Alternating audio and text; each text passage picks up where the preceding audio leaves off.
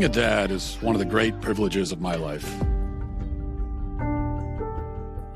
Give my son a BB gun, and that's just about all the emotional support he needs. My daughter, on the other hand, I've heard people say that there are no differences between male and female. Those people are idiots. I'm a husband. I'm a father of 4. I host a talk show.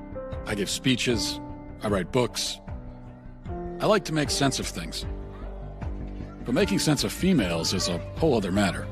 Even astrophysicist Stephen Hawking, who could come up with a theory on black holes, was completely dumbfounded by women. Women. They are a complete mystery. And now our culture is telling us that the differences between girls and boys don't matter. That if you identify as something, then you are that thing. How do we help our kids make sense of this when they're bombarded with conflicting messages about gender and identity? Forget trying to figure out women. The real question is, what is a woman? As you grow, your body changes from that of a young girl to that of a woman. Soon, Molly will be a young woman, having dates, going to dances in lovely romantic dresses. The boy's shoulders are broad and his body muscular, while the girl's body is more curved. I'd like to know more about different kinds of hormones. The presence of these hormones in the blood brings about many changes in the bodies of both boys and girls. Being a woman is one of the things I like best about myself. I think you'll like it too.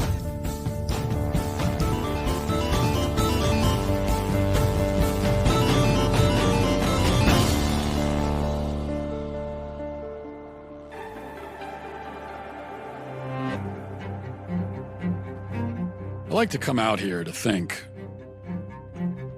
Nature seems to always tell the truth, even when we don't want to hear it. Truth is, I'm not very good at fishing. But what is truth? Is there a truth? Is this what progress looks like? Can my boys really become girls? Do I have 4 daughters? Do I now have to pay for 4 weddings? Is there a son trapped in my daughter's body? If so, how do I get him out? Are any of my kids who they claim to be? Who are these people? Who am I? I better see a therapist. In the state of Tennessee, I'm a licensed marital and family therapist, which basically means I've been trained up to think about like systems, family systems, how we were raised up, how that shapes who we are today. So on your website, if you'll bear with me, Sure. Quoting, you say, I use a combination of approaches in my therapeutic work, including anti-oppression, feminist, and narrative frameworks. I rely deeply on systems theory and understanding that individuals are products of and in dialogue with our surroundings, including our families, broader culture, workplaces, nature, and political climates. What does that mean? Yeah, so thinking about the modalities that I use, I'm definitely informed by like feminist family therapy, and the idea is that we live in gendered worlds where there are certain imperatives that are placed on us about who we are and what we do based on how we've been gendered. From the minute I was assigned female, I was told, okay, these are the kind of clothing that you're going to wear. These are the kind of the type of play that you're going to engage in as a child, the path that maybe your life will take because of social expectations. What do you mean by assigned female? Who assigns female? Yeah, so most times people, when they're born, they're assigned a gender By the doctors. Yeah. Like, what do they base that assignment on? So basically, it's based on genitalia. So people looking at genitalia and deciding, okay, this is a girl or a boy. And we know now that that sex and gender are so much more than just this binary. Some women have penises, right? Some men have vaginas. That's not how gender works. How do we know that? How do we know that that's not true?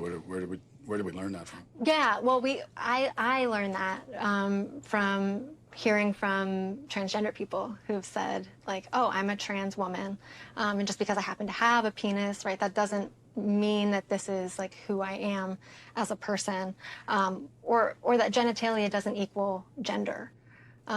Who they are, their gender expression, that, yeah, a trans woman is a woman.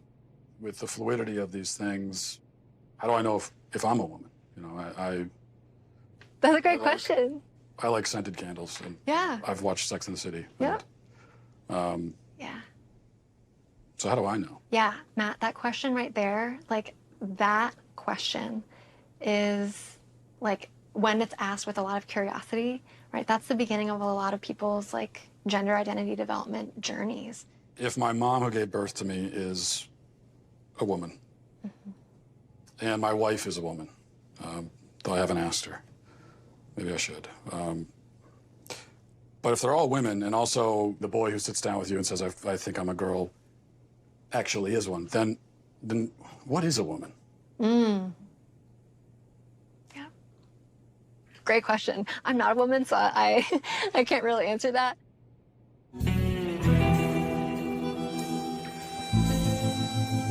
I thought therapy would make me less confused. Am I the only one feeling this way? I need to hit the road and find out.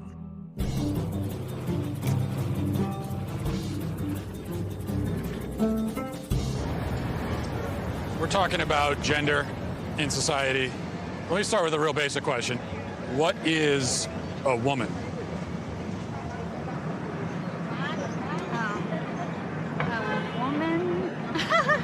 I don't want to assume, but you guys are all women? Yes, we're women. So how would you define it, like in the simplest terms? That is hard. Yeah, it is. It is a stumper. A woman is someone that likes to be pretty and think of themselves as a delicate creature. I'm pretty indelicate. Okay. I could be a woman too. Yes, you could. Defining womanhood is just a project of someone who identifies as a woman. Yeah, but what do they identify? You see what I'm saying? What do they identify as? They identify as a woman, but what is that? I honestly don't know. It's a simple question. So why is it so hard to answer? This is going to take some serious investigation.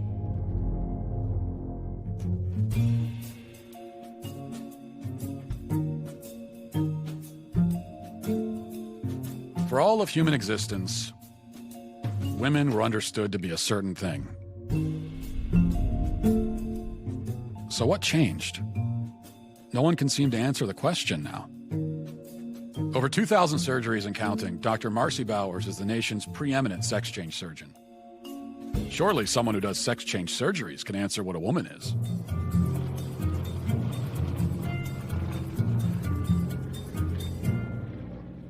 Dr. Marcy Bowers, first of all, thanks for talking to us. My pleasure. So you're a world-renowned gynecologist and surgeon. You're also a transgender woman.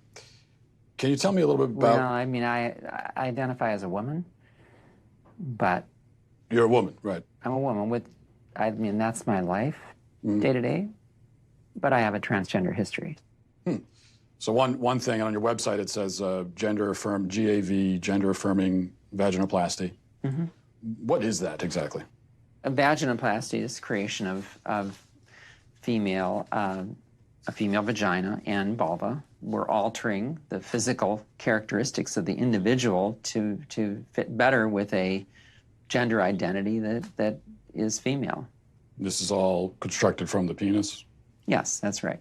The surgeries are quite refined in the sense that they really, not only do they look like female anatomy, but they also function that way, for the most part. I mean, certainly it's a bit of a Faustian bargain. You know, it's not perfect. Does anyone ever regret their surgeries? Or, well, we know they do, but how often do people regret their surgeries? Well, actually, we don't know that they do. There are legitimate detransitioners, and there are people who truly feel that in their journey, they may have made a mistake. Now, fortunately, this is a really, really uncommon phenomenon. I don't know if you've ever heard of people in the trans-abled community. These are people who are physically able-bodied but feel like they should be disabled or identify as such. For example, a man who has 2 arms but feels like he should have 1. If a man in this kind of marginalized community went to the doctor and said, I want to have my arm cut off, do you think that... That doesn't have anything to do with gender identity. Well, it's how someone's Someone's self-identity, how someone identifies?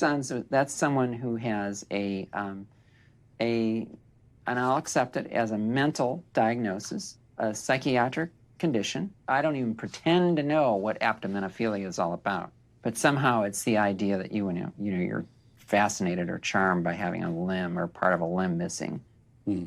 Okay, I would say that's, pardon my non-medical language, kooky. You don't see any?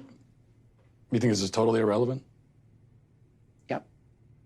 So the biggest, broadest question is, what is a woman?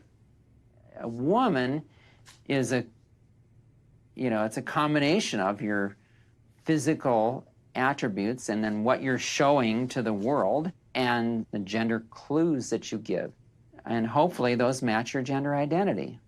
The critics on the other side of this, of this issue. There aren't many, but go ahead. There aren't many who would disagree with what you're saying about. Well, the dinosaurs of the world are certainly out there. Yeah.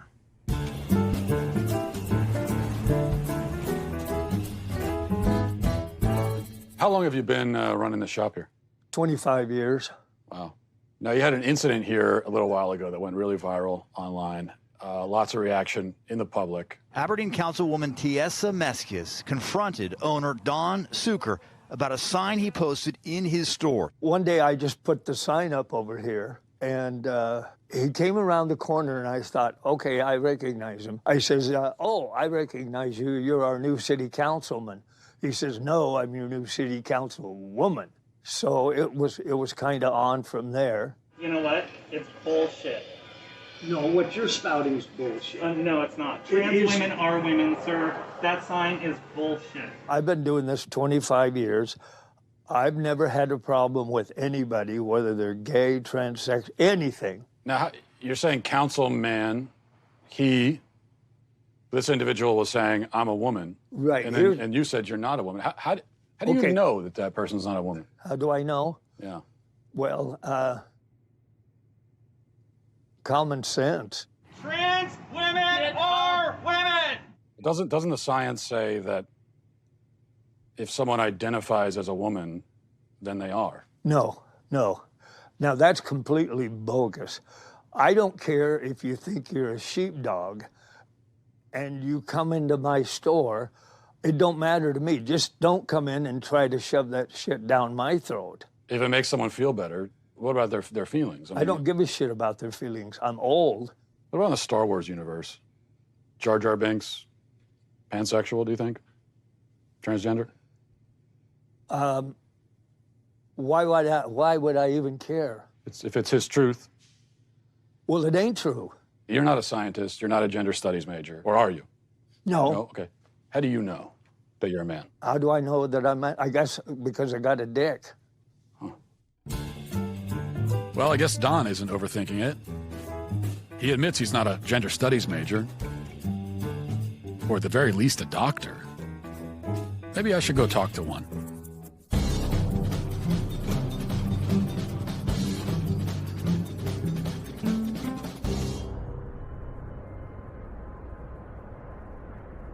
My name is Michelle Forcier, and I have a medical degree from University of Connecticut, residency, University of Utah Pediatrics, and I've worked for a number of different Planned Parenthoods for 20 years. I do advanced contraception and abortion, as well as gender hormones, and sort of looking at the whole sort of schema of gender, sex, and reproductive justice. So you've done a lot of work in this field. Could you just start by telling us? Sure. At what age can a child first begin to transition into another gender or identify themselves as a gender different from how they were born? Yeah. Well, I mean, there's research and data that show that babies and infants understand differences in gender. Some children figure out their gender really early, and the reason why we say, oh, it's interesting or important is because they're figuring out their gender identity is not necessarily congruent with their sex assigned at birth. When the doctor sees the penis and says, this is a male, has the sex of male, that's an arbitrary distinction? Telling that family based on that little penis, that your child is absolutely 100% male identified, no matter what else occurs in their life, that's not correct. So what is gender affirmation care you're a big proponent of? If we walk through, a child is sitting down with you, is questioning their gender. What's the gender affirmation process? Affirmation means that as a pediatrician, as someone who says my job is to provide the best medical care for you, is I need to listen really carefully. And how I put it in words for kids so that they can understand it is, tell me your story. Where have you been in terms of your gender and your gender identity? Where are you right now? And more excitingly, where would you like to be in the future? Have you ever met a 4-year-old who believes in Santa Claus? Mm-hmm. So this is someone who believes that a fat man is traveling through the sky on a flying reindeer at lightning speed, coming down his chimney with presents. Yeah. Would you say that this is someone who maybe has a tenuous grasp on reality? They have an appropriate 4-year-old handle on the Sure. reality Agreed. that's very real for them. Agreed. But Santa Claus is real for them, but Yeah. Santa Claus is not actually real. Yeah, well, but Santa Claus does deliver their Christmas presents. Well, yeah, but he's not real, though. To that child, they are. When I see a child who, believes in Santa Claus, and then let's say this is a boy and he says, I'm a girl. Mm-hmm. This is someone who can't distinguish between fantasy and reality, so how could you take that as a reality? I would say that as a pediatrician and as a parent, I would say how wonderful my 4-year-old and their imagination is.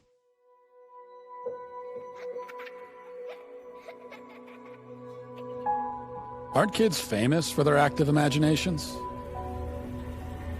Should we really let our children define reality? If I say that I feel a certain way, then obviously you can't tell me I don't feel that way. Yeah. But just because I feel that way, does that mean that it's true? I mean, if it's your reality. Yeah, if it's your reality. It's truly like none of my business. So we all have our own Identity. realities? What if I said, I want you to say that it's true that I'm a woman? Would you say that? Okay, you're a woman. I would also say that. If you want. Yeah. I honestly don't care. Like, whatever makes you happy. What's true to you can be false to me. So like, it's like. What if I said that it's true? My truth is that you don't exist. Does that mean you no longer exist? I mean, if that's your truth, sure. I don't, because But you do. Well, I mean, if you're saying that I do, then I do. Well, but even if I said that you don't, you still do, because we're having this conversation. I mean, are we? I think so. I mean, I thought... That's what you think. Well, I should have known it would be hard to define reality in Hollywood. I should probably look to the place where truth is the foremost pursuit. The American University.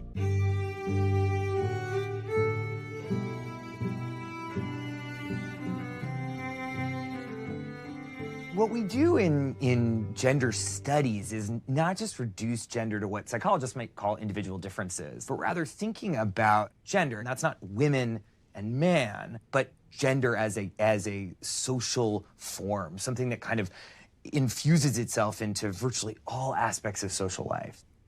Let's talk about that then.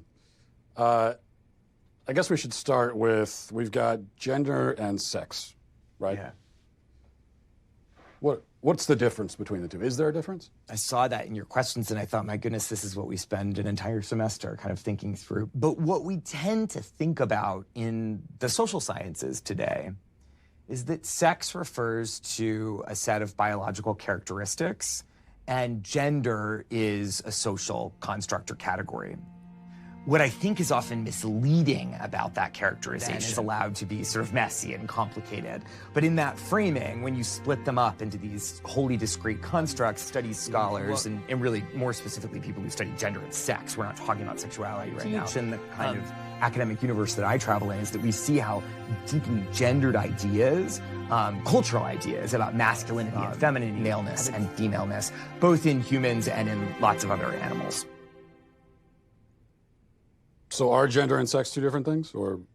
Well, I think that they both are And they aren't. I'm comfortable saying that gender and sex are two different constructs, but they're deeply intertwined with each other. We're talking about gender and sex, and there's a lot of controversies there. If we're talking about a trans woman has all of the male physical characteristics, so would that not be a male then? Couldn't we plainly say this person is a male? Well, I guess it's like, why are you asking the question? I think I want to understand sort of why that's so important. So if someone tells Just you... to sort of understand reality, you know? Well, I mean, I think when someone tells you who they are, you should believe them. So if a person says that they're a woman or they're a man, then that's them telling you their gender is. I'm not so sure what social interactions would have to do with maleness or femaleness that would. Well, I'm not even talking about social context. I'm just trying to start by getting to the truth, you know.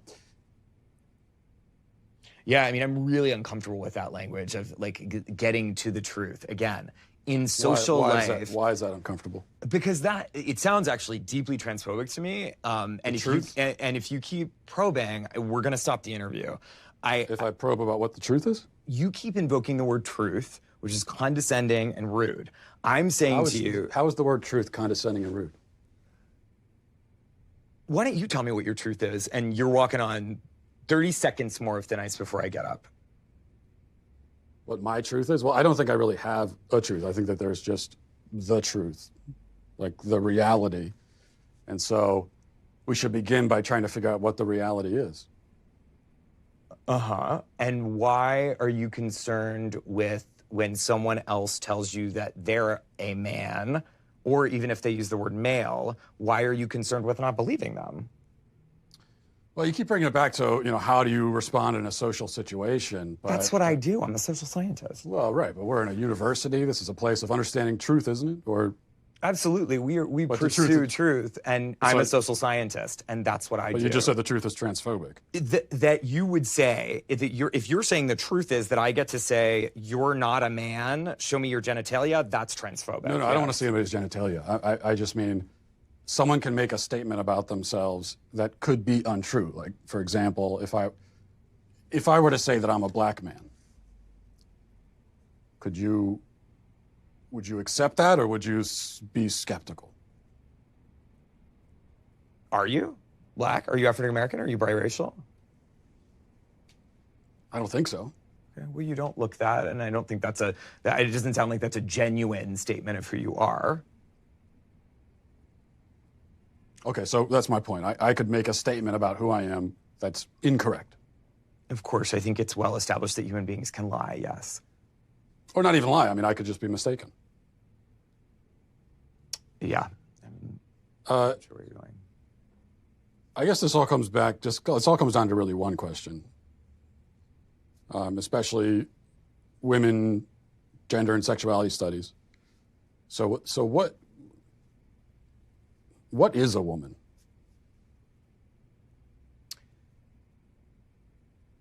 Why do you ask that question? I just really like to know. What do you think the answer to that question is? Well, I'm asking. That's why I came to a college professor who's this is what you do. What other kinds of answers have you gotten?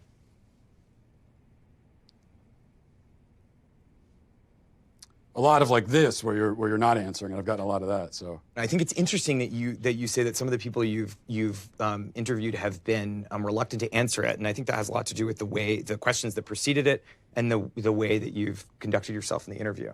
How have I conducted myself? How do you think you've conducted yourself? You just really don't want to answer the questions, do you?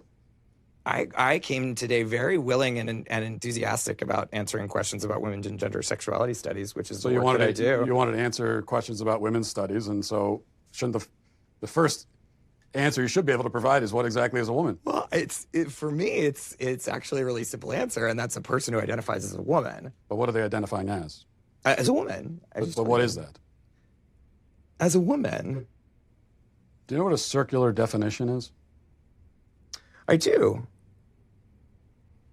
It's sort of like what you're doing right now, where a woman is a woman. Mm-hmm. Well, because you're seeking what we would call in my field of work an essentialist definition of gender. I think it sounds like you would like me to give you a set of biological or cultural characteristics that are associated with one gender or the other. I'm not seeking any type of definition. I'm just seeking a definition. Yeah, and I gave you one. Well, now I can say I've been to college. Glad I didn't pay for it. Is there anyone willing to give me a straight answer? Ideally, somebody with a bunch of medical degrees on the wall. Dr. Grossman, thanks for talking to us. You're a psychiatrist, medical doctor, and you've done a lot of work in child psychiatry. What is transgenderism from a psychiatric standpoint? The best way to approach it is by speaking about gender dysphoria, which is an intense loathing and discomfort with one's biological sex. They exist anywhere between 1 in 30,000 people and 1 in 110,000. It's important to distinguish those people from what's happening much more recently, which is kids that never had any discomfort or dysphoria, as it's now called, with their biological sex. And then quite suddenly, as preteens or as adolescents, they come out and they announce that they are gender fluid, or they start to question their sex. So first, let's define the terms, sex and gender. Yes, please. Sex is biology. Sex is unchanging.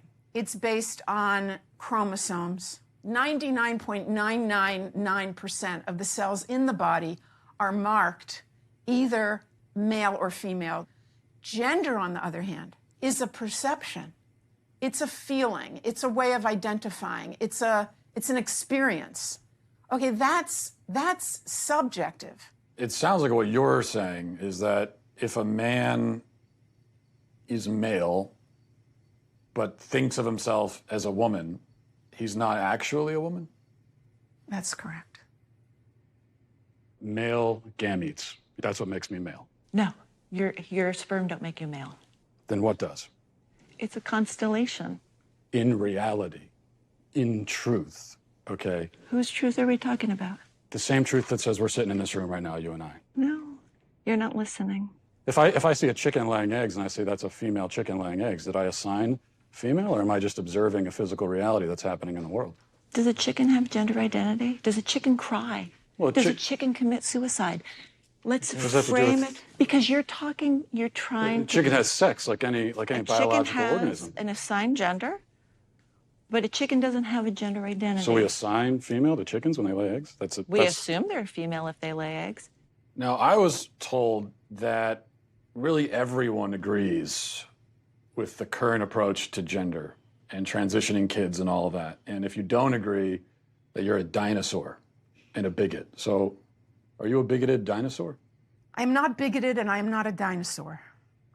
I am rooted in reality and in science. Whose reality? There's one reality.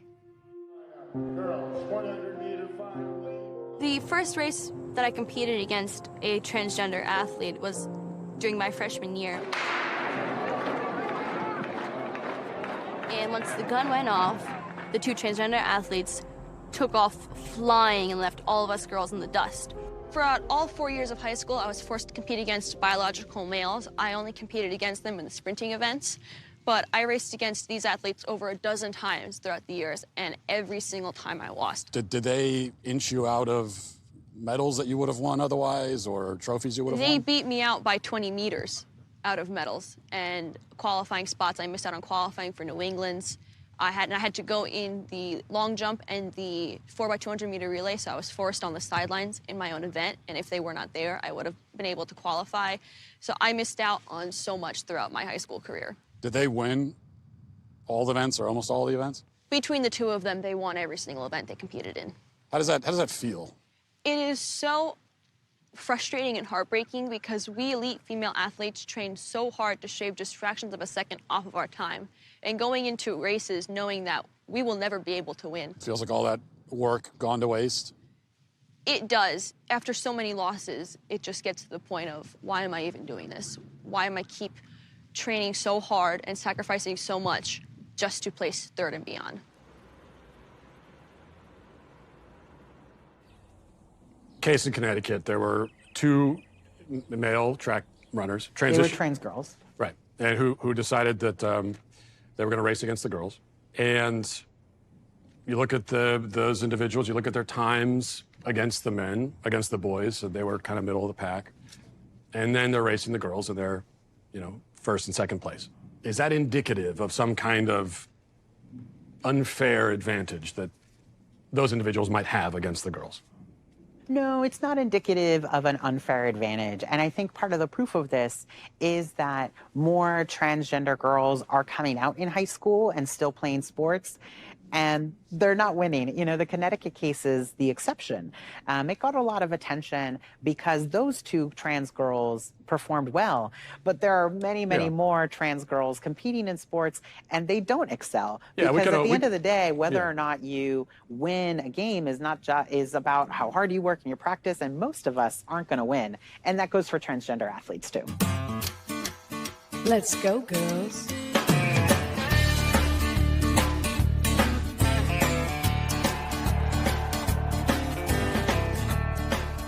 The norm is that transgender youth don't win that much in sports games. Alana McLaughlin was very appreciative for Provost to take this fight. I don't know how appreciative it is now, but she got a couple punches in. It is very much the exception when a transgender young person does win. And the tap. And it's because there's not really an advantage to being trans. Only a few people are going to lead the pack. There are some slight differences, but does it translate to a competitive advantage? I think you'd be very hard-pressed to prove that.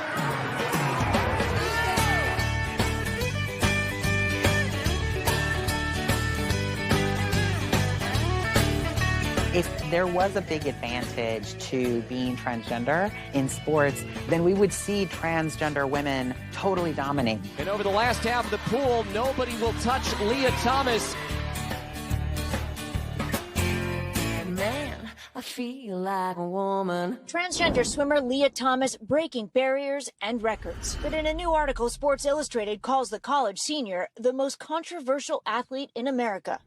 Leah obviously helps us do better, right? Leah's swimming really fast. Leah's performance helps the University of Pennsylvania swim team. The feeling of winning doesn't feel as good anymore because it feels tainted. There was a lot of things you couldn't talk about that were very concerning, like a locker room situation. If you even brought up concerns about it, you were transphobic. If you even bring up the fact that Leah's swimming might not be fair, you were immediately shut down as being called a hateful person or transphobic. But there's never any conversation. The coaches don't sit everyone down and acknowledge what everyone's really upset about. So Penn actually brought in people high up in the athletic department to talk to us. They brought in someone from like the LGBTQ center. They brought in someone from the psychological services. So you're upset about what's happening, and so you need psychological help. Yeah. And they told us in this meeting, they said, look, we understand there's an array of emotions, but Leah's swimming is a non-negotiable. However, we can help you make that okay. That's what we're here for. So you're anonymous for this interview. Why did you decide that you can't have your face out there saying these things? They've made it pretty clear that if you speak up about it and you say anything negative, that like your life will be over in some way. Like you'll be blasted all over the internet as a transphobe if you come out, and then you'll never be able to get a job. Like anyone who wants to hire you will look you up and see you're transphobic and your life will be over. Let's say that I identified as a woman tomorrow, and I wanted to go into the same locker room where you are. Should I be allowed to do that? As long as I identify that way? I don't know. I just feel that other women would be uncomfortable by you walking in there. Ella dice que qué tú piensas acerca de que los hombres que son transexuales usen baños de mujeres. ¿Tú crees que está bien? No. Pero dilo. No, porque tienen bien. Controversy at a health club in Koreatown over the issue of gender. That's right. Video of spa goers complaining was posted on social media. I just want to be clear with you. It's okay for a man to go into the women's section, show his penis around the other women, young little girls underage. Your spa, we spa, condone that. Is that what you're saying?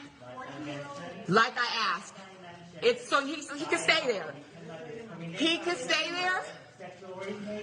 What sexual orientation? I see a dick. Police identified the person involved as 52-year-old Darren Morager of Riverside County. Morager, who has been a registered sex offender since 2006, now faces 5 felony counts of indecent exposure. Hello, I'm Congressman Mark Takano.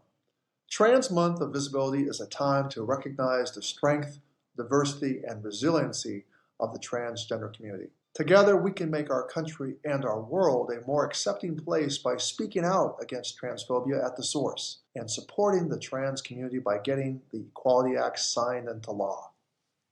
Congressman, thank you for being here. Thanks for joining us. You are the first member of Congress who's a member of the LGBT community and also a person of Asian descent. You're also a big proponent of the Equality Act.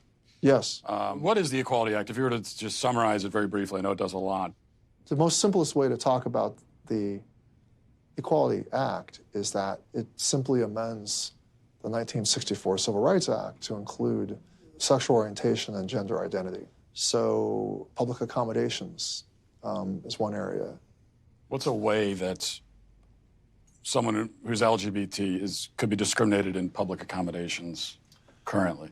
Currently, public accommodations is the whole area of, hotels and motels and... Bathrooms and sports teams, is that...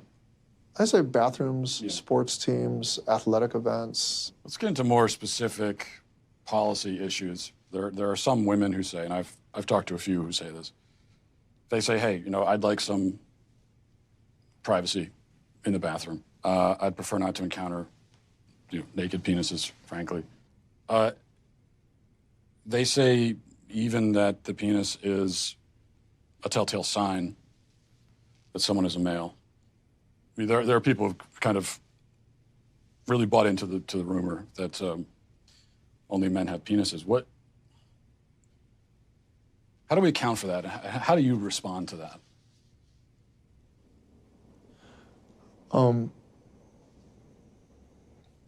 Well,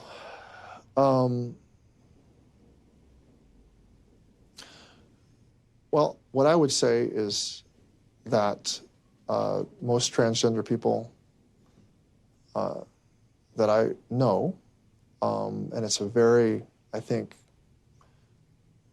distinct minority of people. It is a very, I think, we're talking not about a lot of people. I think a person who wants to use a woman's bathroom, who identifies as transgender, really does think of themselves as a female. So how we go about trying to,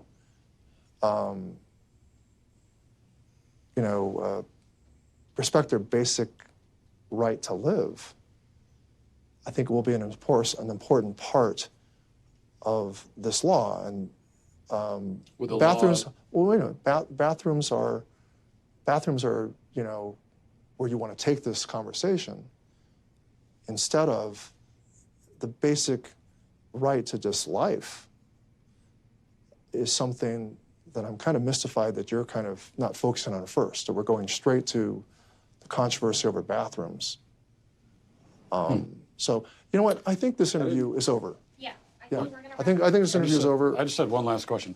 The interview's over. We want to know what is a woman? Please turn off the cameras. Excuse me. So we're going to end the interview. If you guys could please pack up and return the office exactly. I just wanted to know. Okay. I came all this way to know what. Thank you. They're fair. I just wanted to know what is a woman. And you're not going to find out.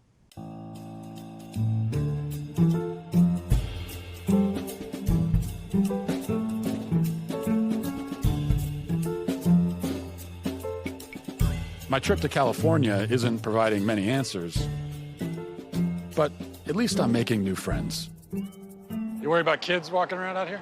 No, because I raised 2 daughters. They're two of the most well-adjusted adults. They grew up around naked people, and there's been studies that have shown that children raised around non-sexual nudity actually have fewer hang-ups when they're adults. People do have hang-ups. There's a lot of things hanging right now during this conversation. Can anyone be any gender they want to be? Can a man become a woman if he wants to be? I leave that, I mean, what people do, that's personal choice. People can live the life they want to. I'm trying to live the life I want to, an authentic life, and I can see that's that. why I respect other people's rights and to choose what they want to do. Well, why are you asking a gay man as to what it means to be a woman?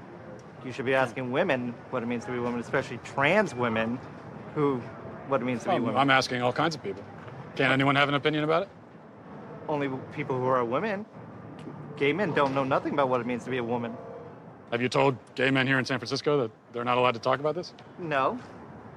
But it's not like I come around and say what a gay man is allowed to be. So you're saying if you're not a woman, then you shouldn't have an opinion?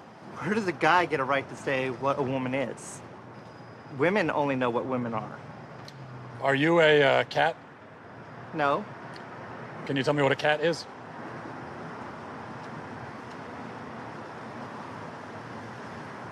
This is actually a genuine mistake. I am sorry I even came up there. You want to tell us what a woman is? If my friend in the purple hat is correct, and only women can tell me what a woman is, I guess I need to go where the women are.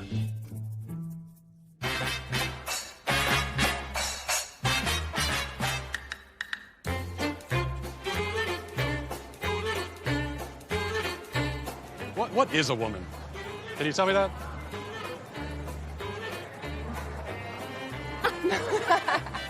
Well, you're at the Women's March. You must have some idea.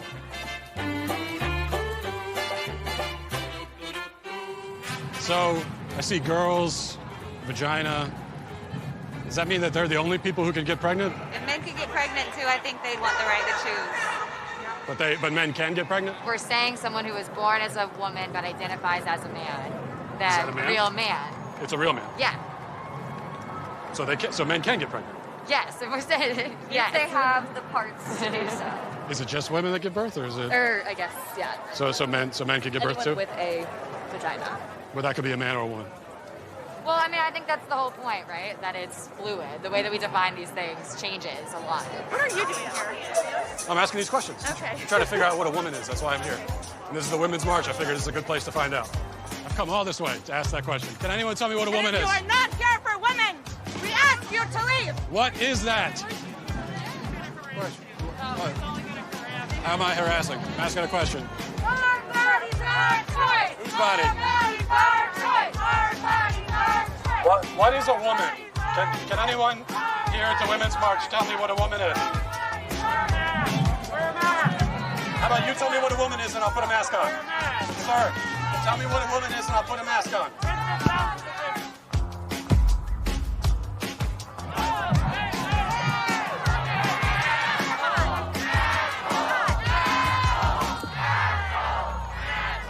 Please, if one person could tell me what a woman is. Do you guys know what a woman is by any chance? No idea. I've been all over America. I still can't find an answer. Maybe I'm looking too close to home.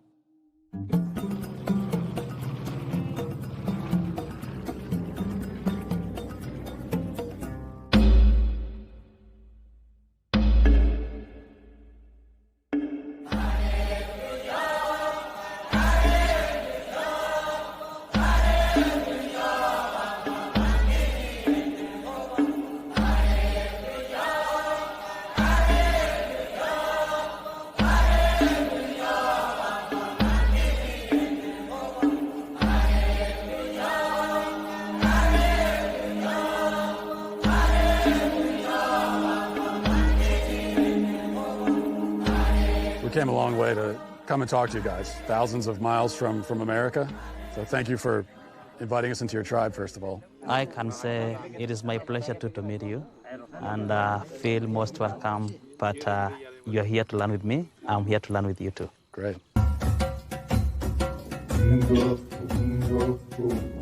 What's the right form here? It's just. Just with the elbow? Yeah.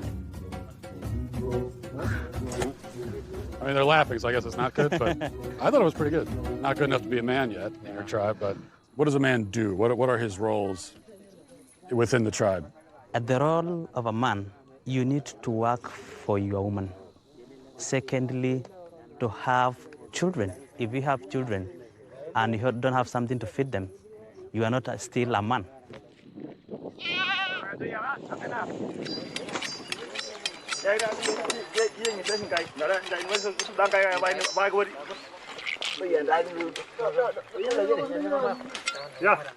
Okay, there you go. All right. Yeah. Okay. That's the blood. It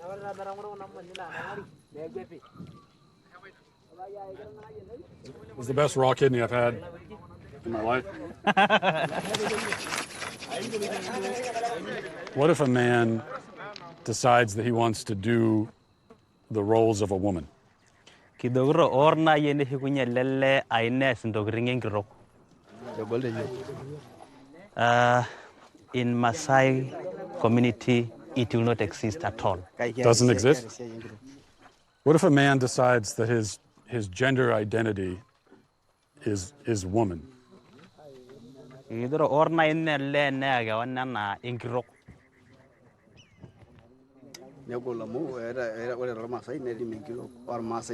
A woman has its own duty, and a man has its own duty, and a lady cannot do the duty of a man, and a man cannot do a duty of a woman. Can a man become a woman? No. No? No. What about a transgender? Eh? Transgender?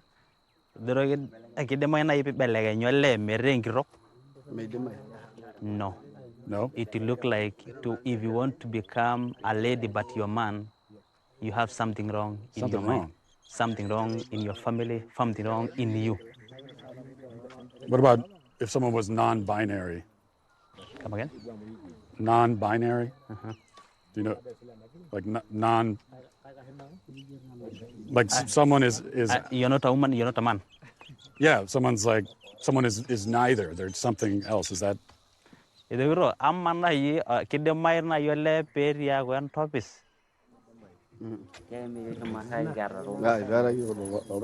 He's saying we have never seen things like those.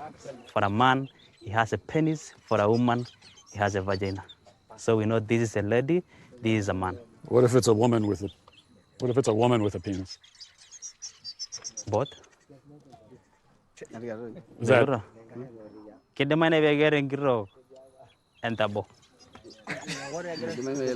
People are laughing. Is that a dumb question? They're just laughing because they have never heard something like that. This is their first time to hear. Never heard it before. A woman have a penis and she is a woman. In my country, I can't go a day without hearing it. We hear it every day. So in my country, sometimes you'll hear people say, a man will say that I'm a woman trapped in a man's body. And so they say that I have a woman trapped inside me.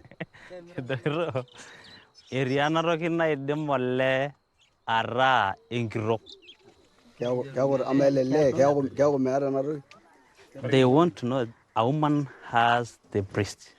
Breast, yeah. Secondly, she has a vagina. Vagina. And the question is, does this man deliver? Does he deliver babies? No, not as far as I know. The question is, let's say if you want to sleep a woman, definitely you'll do sex. Sex with a woman, yeah. And you f the vagina, is it? But for the man, where do you f? He asked that question. I don't know all the logistics of it. Based on what I'm saying, would you ever want to move to America?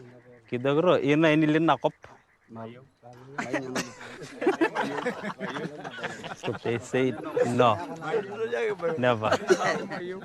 What is a woman if you had to give a a definition. She's saying a woman delivered, a man cannot. So it sounds like you don't spend a lot of time thinking about gender. You just kind of live your lives. You don't think much about it. He said, no, because we believe that's a God plan. God's plan? He's saying that I'm shocked on what you are telling me. He's shocked. Yeah. The Maasai people don't think much about gender, but they have a firm sense of their identity. It's clear that gender ideology is a uniquely Western phenomenon. So where did all this come from? Who came up with it? And why? Matt, I want to show this to you. You're a parent, right? Okay? It's perfectly normal for 10 years and up. Here's just one page I want you to see here.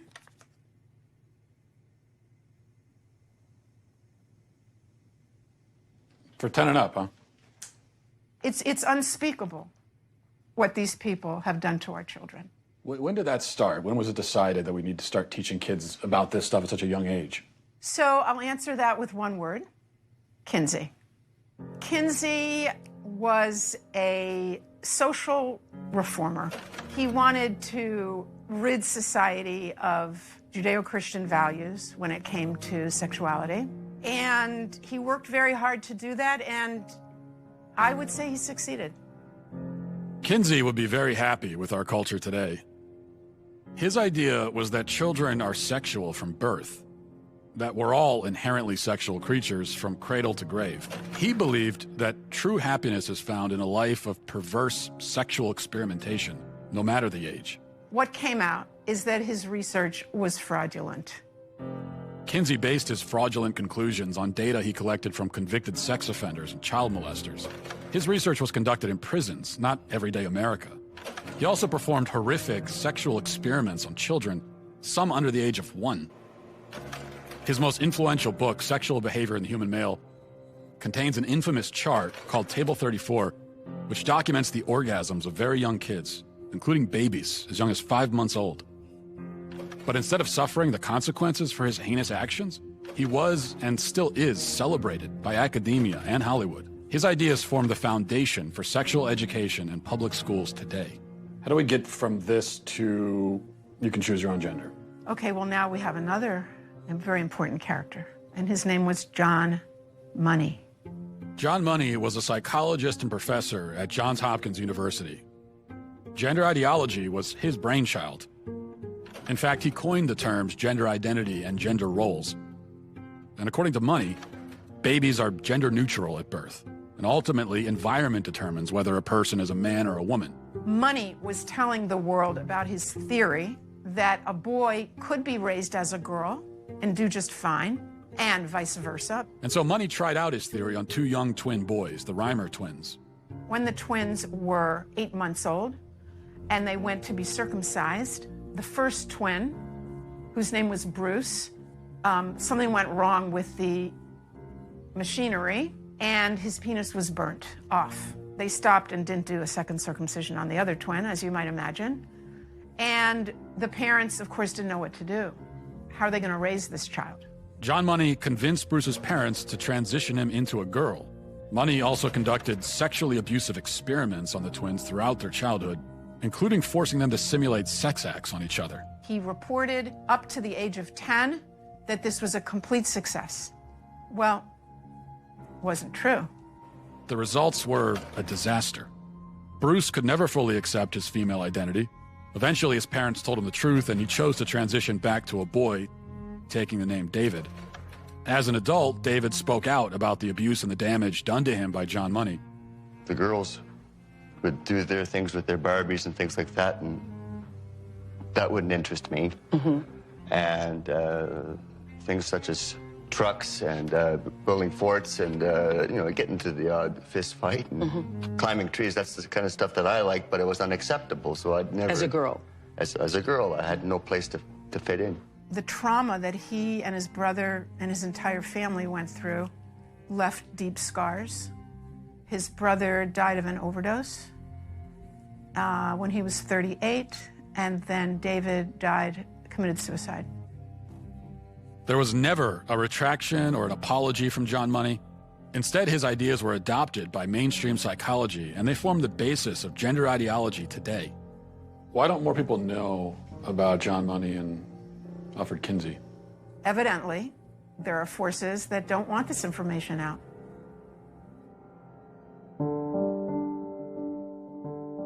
I never fit. I was an alpha female, a sales executive that kind of just didn't fit in any box. When psychologists or somebody that I was in love with or whatever said that I was in the wrong body, I started to think, well, maybe I am. I'm a biological woman that medically transitioned to appear like a male through synthetic hormones and surgery. I will never be a man. Is it transphobic for me to tell the truth? Why is it that in a couple hundred years from now, if you dug up my body, they're gonna go, yeah, that was a woman, had babies. Can you tell me about the procedures that you had? I've had 7 surgeries. I've had 1 stress heart attack. I've had a helicopter life ride with a pulmonary embolism. I've had 17 rounds of antibiotics. I had 6 inches of hair on the inside of my urethra for 17 months. Nobody would help me, including the doctor that did this to me because I lost my insurance. I get infections every 3 to 4 months. I'm probably not gonna live very long. Was there any real discussion of the risks and the side effects and... No, there's not. And I know that people want to think that there is, but there's not. The truth is that medical transition is experimental. We have studies that said that medical transition helps mental health with kids. They've all been retracted, modified, changed. But the only long-term study tells us 7 to 10 years is when transgender people are the most suicidal. After? After surgery. But that's transphobic to say. For the first time in history, a marginalized group has a huge dollar sign on the top of their head. We have 5 children's hospitals in the United States promoting that. What? That's a phalloplasty. That's a bottom surgery. We have 5 children's hospitals in the United States telling girls that they can be boys at $70,000 a pop in a surgery that has a 67% complication rate. That will kill me from infection that I can't sue on. We're butchering a generation of children because nobody's willing to talk about anything. I have 3 kids. At the age that they're doing this to kids. I'm not transphobic. I love my kids, and I love other people's kids, and you should too. This is wrong on so many levels. Can kids consent? Do you think kids are capable of consenting to this? No, they're not. Being a parent is loving the hell out of your kids and helping them see around corners. What's the youngest patient that you've operated on? The youngest patient I've done vaginoplasty on is age 16. Do you worry that minors just don't understand enough about themselves? They're not neurologically developed enough yet to make permanent life-altering decisions? Absolutely not. A young person's self-perception, one day they may be clear, the next day they may be totally confused and not sure, and you're affirming it with hormones that have never been used in this way in the field of medicine. You're talking about puberty blockers? Blockers and then opposite sex hormones. At what age does the medical transition begin with medication? So medical affirmation begins when the patient says they're ready for it. So that could be a kiddo who is just starting puberty and panicking because they're getting breast buds or their penis is getting bigger and busier, and they're worried about all kinds of masculine changes. And that way, puberty blockers, which are completely reversible and don't have permanent effects, are wonderful because we can put that pause on puberty. It's like if you were listening to music, you put the pause on and we stop the blockers and puberty would go right back to where it was. The next note in the song just delayed that period of time. You can just pause puberty. No, you can't. And then pick it up. No, you can't. In the future. No, you can't. How many studies do they have, long-term studies, on hormone blockers with children? None. I just spoke a month or two ago with a mother whose 14-year-old daughter was put on blockers. They discovered after 2 years, this 14-year-old girl has osteoporosis. That's something that like old women get. How can doctors assure parents that a certain medicine is totally safe if, based on what you're saying, they can't possibly know that? How can they be removing the healthy breasts of 15-year-old girls? How can they be sterilizing kids? How can this whole thing be happening, Matt? Every child that they convince is transgender and in need of medical transition, it generates $1.3 million to pharma. And we're believing a pharmaceutical company, Lupron, hormone blockers, reversible, so they say. Well, the truth is that in 2003, Lupron was sued and deemed a criminal enterprise by the US government. They paid the most fine of any pharmaceutical company at that time, $874 million, wrote a check. Is Lupron chemical castration? Yes. We're giving it to pedophiles, aren't we? We're giving it to people that are dying, and we're giving it to kids, telling them that they were born in the wrong body and it's completely safe. One of the drugs used is Lupron, right? Which has actually been used to chemically castrate sex offenders? You know what? I'm not sure that we should continue with this interview because it seems like Why it's not? going in a particular direction. Well, you're a medical professional. I am a medical professional. So you don't want to talk about the drugs that you give to kids, or? Again, I'm a physician and I use medication. You're choosing exploitive words. Drugs I give to kids. I'm choosing a chemical word castration. that was in a dictionary. That's not a correct term for puberty blocking. I could like look it up on my phone, but I'm pretty sure if I looked it up, like, You can look it up on your phone. it says medical definition: the administration of a drug to bring about a marked reduction in the body's production of androgens and especially testosterone. And I'm saying, as a pediatrician who takes care of hundreds of these kids, when you use that terminology, you are being malignant and harmful. I mean, there are some who would say that giving chemical castration drugs to kids is malignant and harmful. It's about the context of caring for a child and seeing the suffering that kids can have that have not been in affirmative home situations. What do you say to the claim that, well, we have to do this for these kids because if we don't, they'll kill themselves. They'll resort to drugs and self-harm. A lot of them were hurting themselves. A lot of them were suicidal before they even discovered gender. That is never part of the discussion. And they say, what would you rather have? A living daughter or a dead son? If this is what the professionals are saying, it's terrible emotional blackmail. Hello? Hey, is this? This is, yes. Hey, it's Matt Walsh. Where are you right now? I'm in Vancouver, British Columbia, Canada right now. Are you able to leave? I'm not able to leave BC. I can't even go to another province in Canada right now. And it's because I'm technically out on bail. What happened exactly?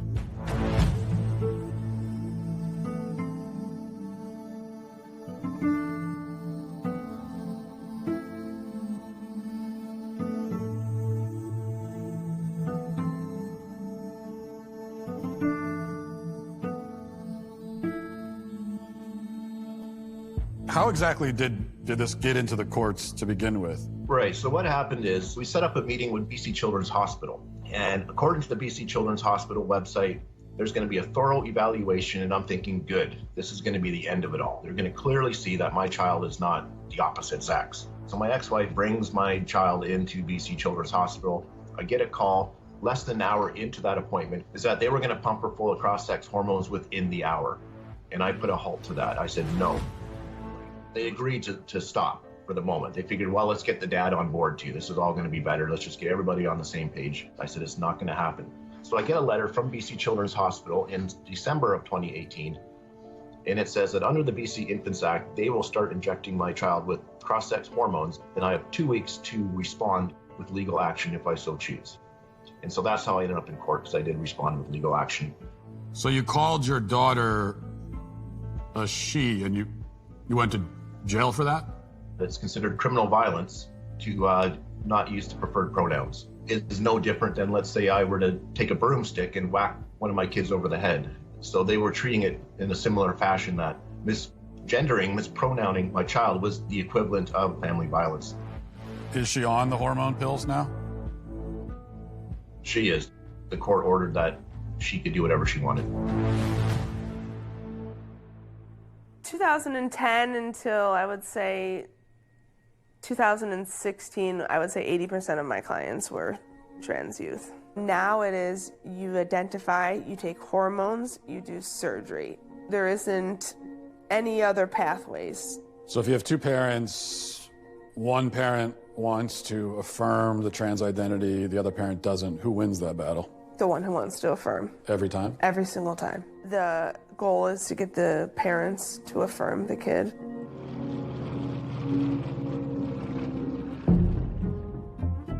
There's no such thing as a gender-affirming therapist. That's a contradiction in terms. Why? Because you don't affirm if you're a therapist. It's not your business to affirm. You come to see me because there's something wrong. Maybe you come to see me because a destructive element of you is wreaking havoc in your life. I'm on the side of the part of you that wants to aim up, man. That's what I'm on the side of. Okay, now I don't know what that means in your case, but we're going to talk about it. Am I going to affirm what you think? No, it's not up to me to affirm it. You don't get a casual pat on the back from a therapist for your pre-existing axiomatic conclusions. That's not therapy. That's a rubber stamp. Is anybody at any point explaining to these kids the real long-term consequences of hormones and puberty blockers? I don't think they're explaining it to the kids, so that has frightened me, that it's become, that we're even talking to the kids about it at 10. We're presenting it in schools. So this generation, they're the lab rats. Biological sex, binary. It's been binary for like 100 million years, longer than that. Temperament is not binary, temperament or personality. So that's gender. Temperament is gender? Well, gender is not a good word because it's vague and it isn't measurable. So do we need it? Why can't we just say temperament? What do we even need the word gender for? Well, I don't need it. Yeah. But what I would say is that people who talk about the diversity in gender are actually talking about diversity in personality and temperament, but they don't know it. You can have a masculine temperament if you're a woman. Maybe 1 in 10 women have the average temperament of a man. And you can have feminine men temperamentally. And it's not that uncommon because the differences between men and women temperamentally aren't that great. There are masculine girls. There are feminine boys. What are we going to do about that? Carve them up? You, as someone who started your professional life, you know, transgender care. Yeah. Now you're sitting here talking to me. And I'm a dangerous man, I've been told. Mm-hmm. Are you worried about reprisals? Are you worried about how this is going to play among your professional peers? I am worried that I can't have conversations with any other peers. I don't know any other peer that will speak to me around these things that question it. I just don't think developmentally this is helpful to our children. You step wrong as a therapist, you say the wrong thing once and like your bloody career is over. And now it's the same with physicians. How's that going to work? You're going to go have an honest conversation with your physician when he's terrified out of his mind that he'll say something politically incorrect during the diagnostic processes? Hey man, you're sick with whatever you want to be. See you later. You want a prescription for something? I left academia because the climate had become too stifling politically, especially when it comes to the topic of gender identity and the science of gender. It is absolutely impossible to do good research. You basically have to decide beforehand what you're going to find so that you don't upset activists, and that is not how you do science. Why has this shift occurred where all of a sudden gender and sex have become so politically and culturally charged? There's a really ugly history between sex researchers and transgender activists. In the past, if any sex researcher spoke out about science that went against activist orthodoxy or particular narratives that activists wanted to promote, they would basically have their personal and professional reputations ruined. So what you see is that only experts who toe the party line and say the things that activists like, those are the people who get attention, those are the people who get lifted up in the media. And also, I would say people are incentivized to go along with the activist narratives and gender ideology because that helps their career. Trans is very cool. Trans is a way of giving yourself value, given the way society at the moment is functioning. All of the things that used to give us anchors of identity have become very fluid or very volatile in recent years. And into that context, I think what you find then is new identities start to fill the void or the vacuum. Whereas in the past, I might have got my sense of self-worth from being part of the village where I grew up. Now I might get my sense of self-worth through being part of the online community that I connect with, or part of the sexual identity community. So now we are seeing kids that are identifying as animals going to school, and they are purring instead of answering questions, and they meow, and the teachers are not allowed to question it because it's considered a queer identity. So you have kids that are going to school and they're saying, I'm a cat. Mm-hmm. And the teachers have to affirm them as a cat. Yes. So it's so not schools just are like the young literal zoos now, basically. They are. I am a 27-year-old transgender woman. I am a wolf-therian and a member of the furry fandom. When and how did you discover this inner wolfness? Probably around age 10 or 11. I was watching an anime about wolves and see the wolf running across the screen, and I'm somehow just intrinsically like, oh, that's me. Have you spent any time around biological wolves? Yes. That sounds dangerous also. What context are you? So I was a volunteer with a preserve, and I've also visited many wolf preserves. Are you able to communicate with the wolves? Am I going to have a conversation with a wolf in the way that I'm communicating you and I? Obviously not. Am I going to read their body language, respond appropriately to their behaviors and their nonverbal cues? Yes. Would you be able to give us an example of this wolf communication? No. I'm not comfortable doing so.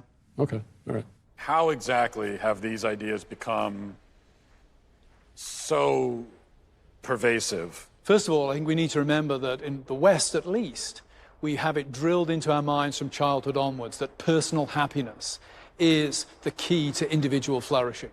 Secondly, we think of ourselves in psychological terms. I am my feelings. And in order for me to be happy, I have to be able to express my feelings. I have to be outwardly that which I feel myself to be inwardly. Thirdly, we're taught that interfering with somebody else's happiness is very bad. We need to acknowledge that there are powerful lobby groups, powerful cultural and political lobby groups driving this thing. Hollywood is pressing LGBTQ+ matters in so many movies. We're seeing it in the way Amazon sets up its algorithms. There are all kinds of factors in society that are pushing what would really be numerically a fairly minority interest into being one of the main political focal points of this generation. After my operation, I will be a woman. Why can't she just be a lesbian? Because she's not a lesbian, Mom. She's a boy. Because I was born in a girl's body. Can I ask you a question? Why don't you kiss me?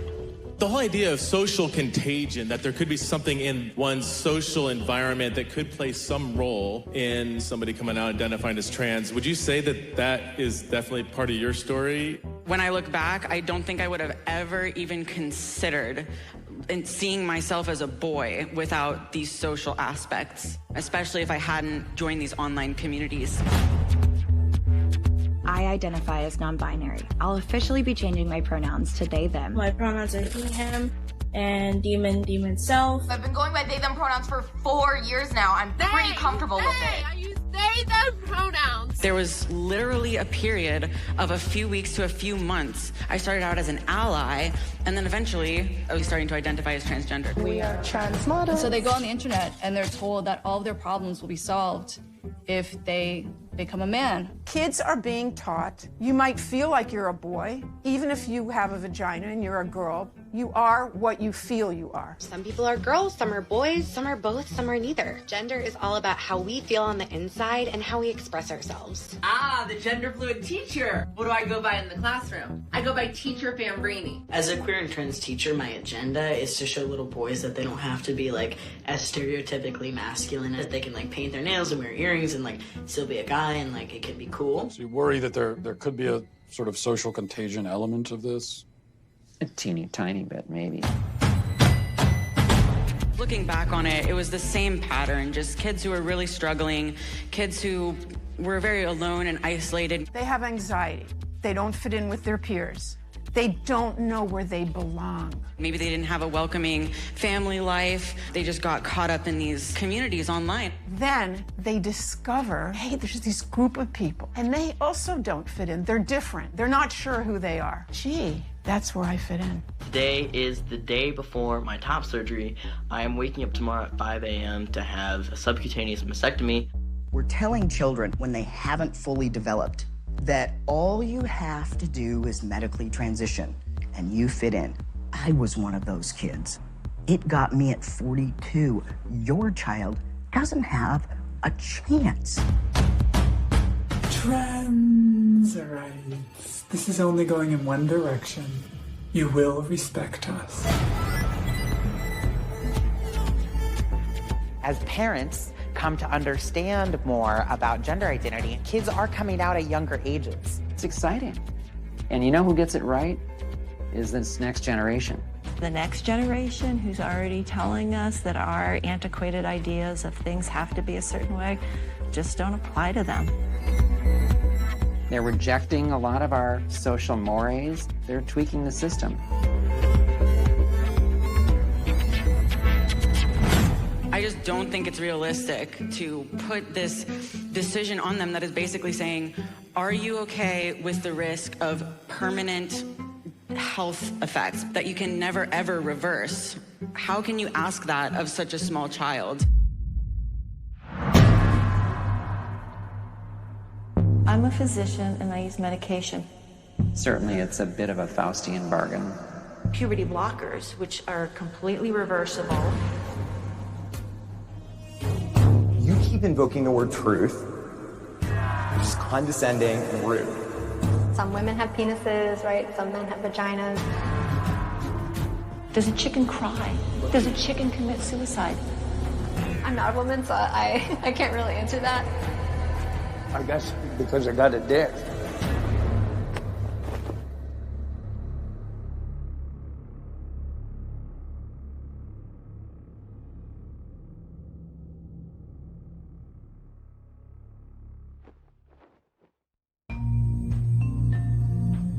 Somehow this madness has infected our entire society. Am I the crazy one? I'm done asking questions.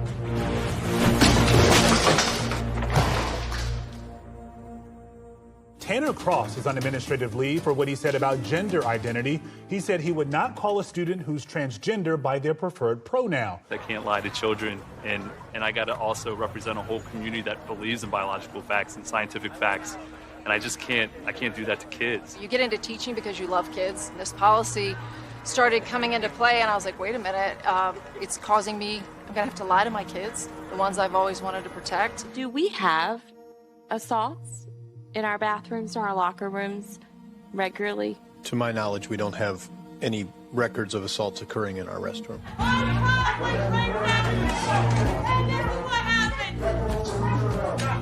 The predator transgender student or person, simply, it does not exist.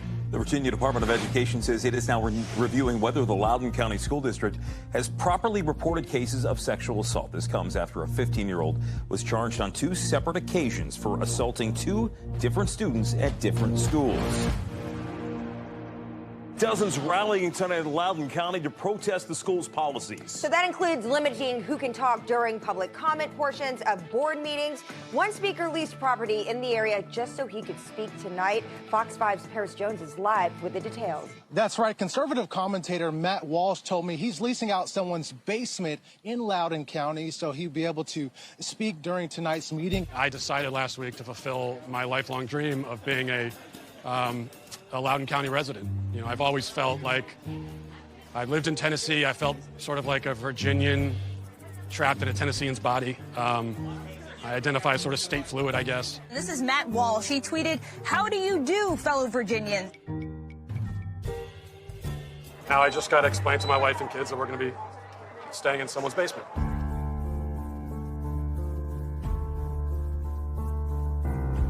They tried to muzzle me by not allowing me to speak. And when that didn't work, they tried to muzzle me with a mask. I would thank you all for allowing me to speak to you tonight, but you tried not to allow it, yet here I am. Now, you only give us 60 seconds, so let me get to the point. You are all child abusers. You prey upon impressionable children and indoctrinate them into your insane ideological cult, a cult which holds many fanatical views, but none so deranged as the idea that boys are girls and girls are boys. By imposing this vile nonsense on students to the point even of forcing young girls to share locker rooms with boys, you deprive these kids of safety and privacy and something more fundamental too, which is truth. If education is not grounded in truth, then it is worthless. Worse, it is poison. You are poison. You are predators. I can see why you try to stop us from speaking. You know that your ideas are indefensible. You silence the opposing side because you have no argument. You can only hide under your beds like pathetic little gutless cowards hoping we shut up and go away. But we won't. I promise you that.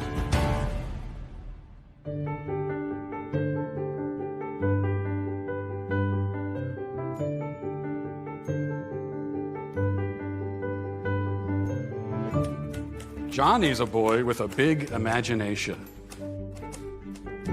One day he's a dog, the next day a crustacean.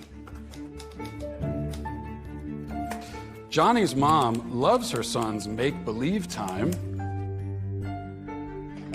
You're Johnny the Walrus till you change your mind.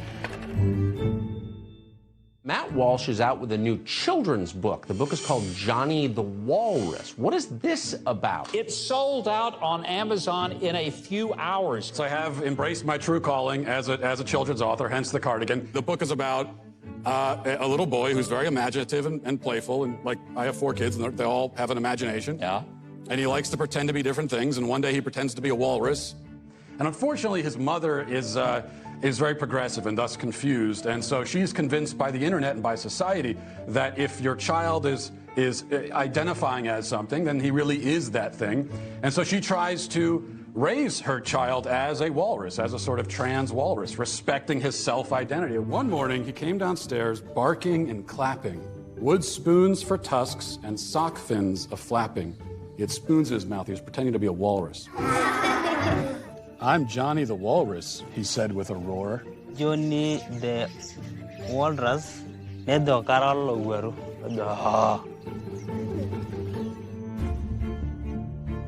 This is a hot topic. Yes. That's a good thing, right? Yeah, absolutely.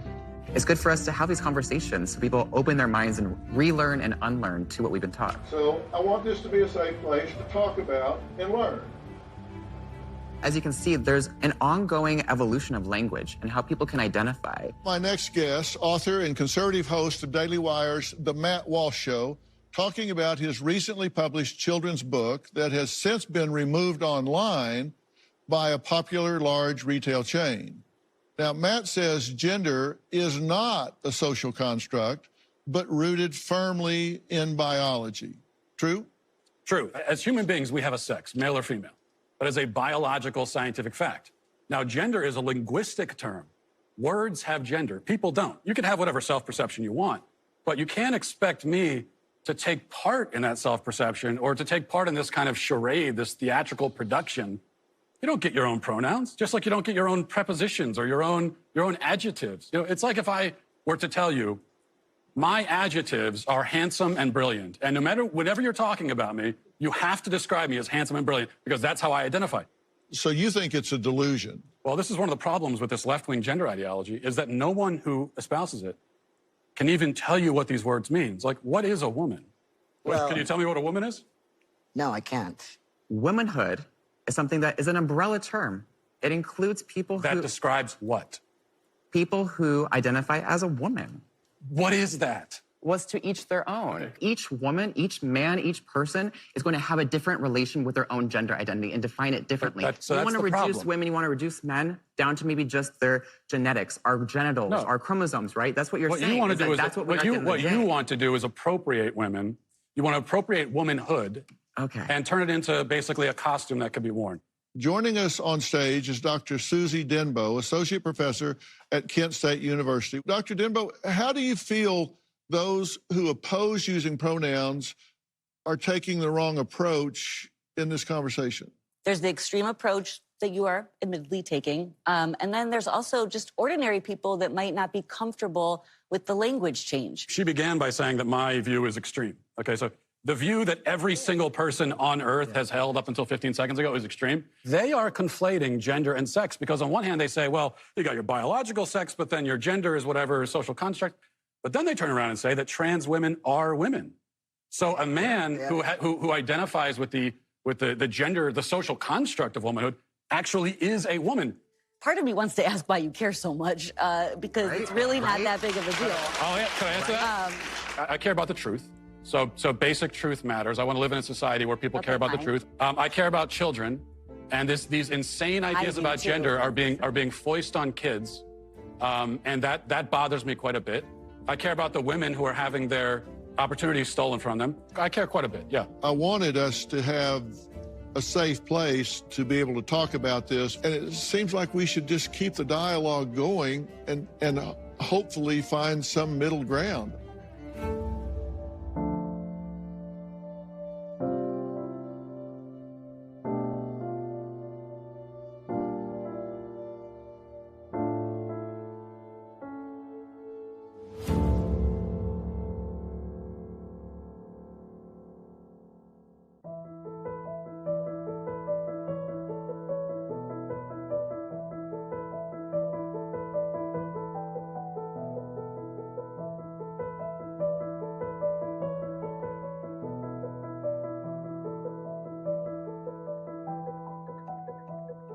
What do you say to parents?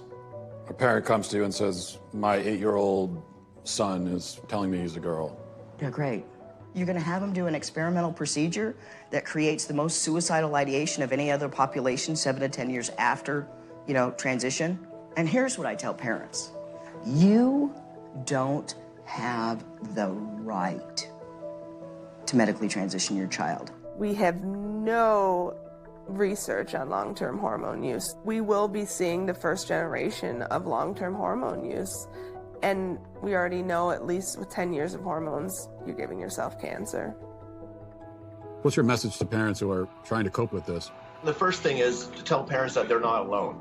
It is our responsibility as a parent to be the frontline defense for our children. And I know with my child, a lot of people will say, was it worth it? Because you now seemingly have lost your child. And I'll say, yeah, but at least I've saved my conscience and my morals and my convictions. And when my child turns 25 and says, Dad, where were you? I'll say, I was there. I was fighting as hard as I could. I was not prepared to let this happen.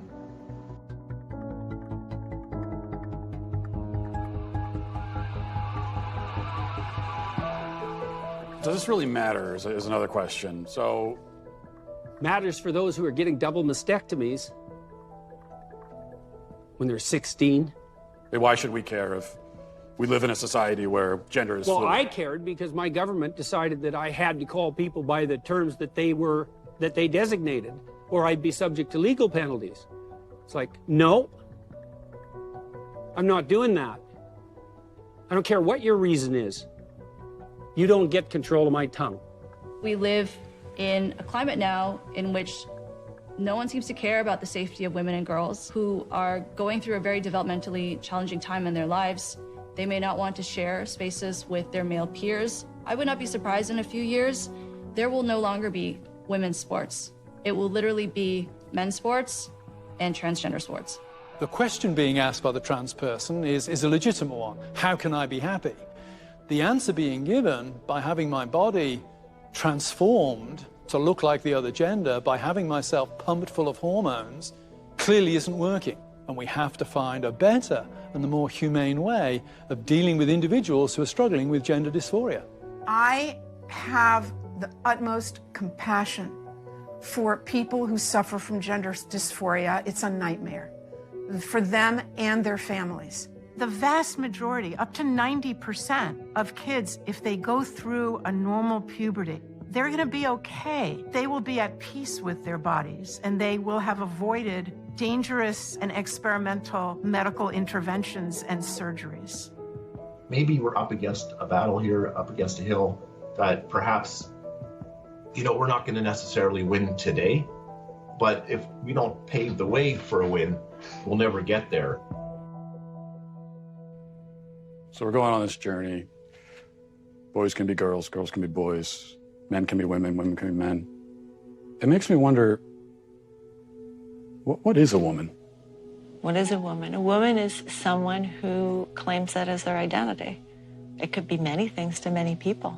I think the question really brings up the fact that it is pretty relative, right? That if you ask women across race, across identities, across class, across culture, you will get a different answer. Some of it is, based on biology. Some of it is based on hormones. Some of it is based on what you wear and how you present yourself. A woman is not anything in particular. There's no one particular thing. There is not one particular thing.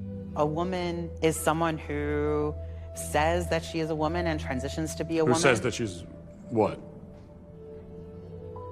Can you define the word woman without using the word woman? It's actually kind of like, it's a curious question, but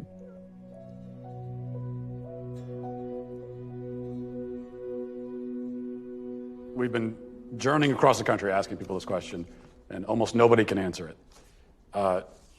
What is a woman? What is a woman? Marry one and find out. So I should go home and ask my wife, I guess. Yeah.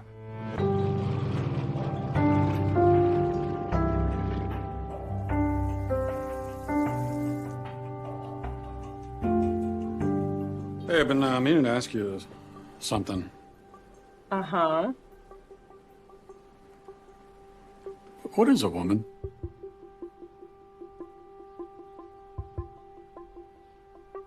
An adult human female who needs help opening this.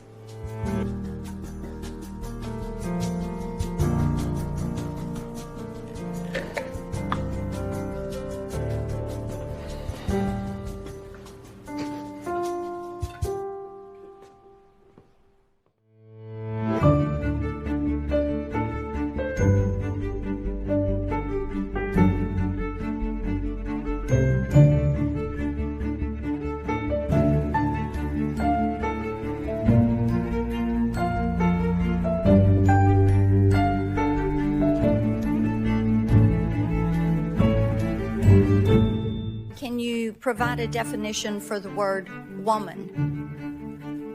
Can I provide a definition? No. Yeah. I can't. You can't?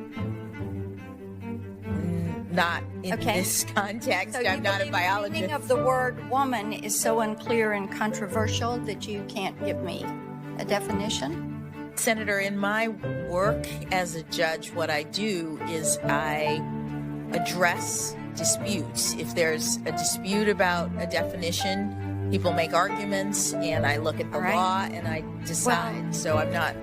The fact that you can't give me a straight answer about something as fundamental as what a woman is underscores the dangers of the kind of progressive education that we are hearing about. Just last week, an entire generation of young girls watched as our taxpayer-funded institutions permitted a biological man to compete and beat a biological woman in the NCAA swimming championships. What message do you think this sends to girls who aspire to compete and win in sports at the highest levels?